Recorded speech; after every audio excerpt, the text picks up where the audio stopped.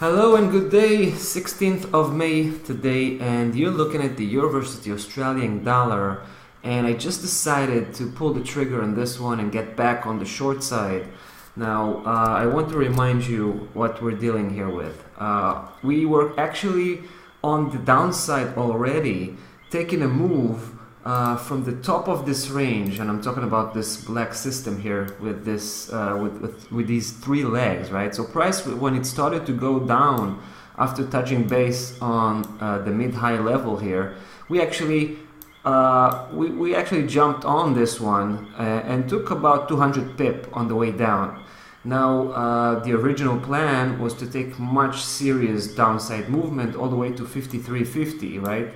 But then price kind of tricked me when it came back, right? At first it broke the 58.70 here, that was a requirement, and then it went back to close inside and above it. So at that point I decided to split, took the profit, and decided to wait on the sideline to see how things are going to go down.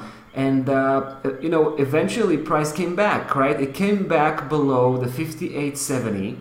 Kind of based itself below that level, and then the following days it was actually all about trying to get back, right? It was trying to break back above that level. Seems to be like that level 58.70 here had turned to be a resistance, right? Just judging by the previous couple of days here with these two attempts to break back up.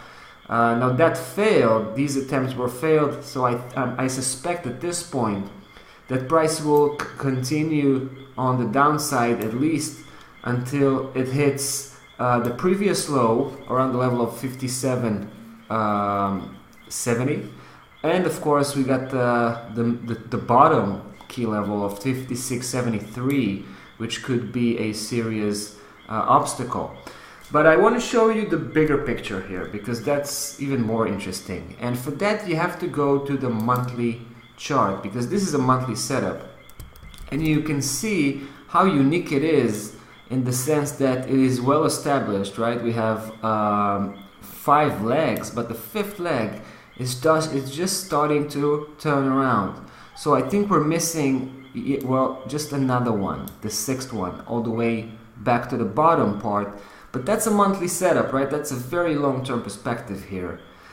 So what I think it's probably wiser to focus on the first, right, the mid-high key level of that huge setup, which is 53.50. That still leaves you about 500 pip, right? So it just looks like it's starting to turn around on the grand scale here, and from the weekly perspective, it's also quite interesting to see this, the two setups combined together.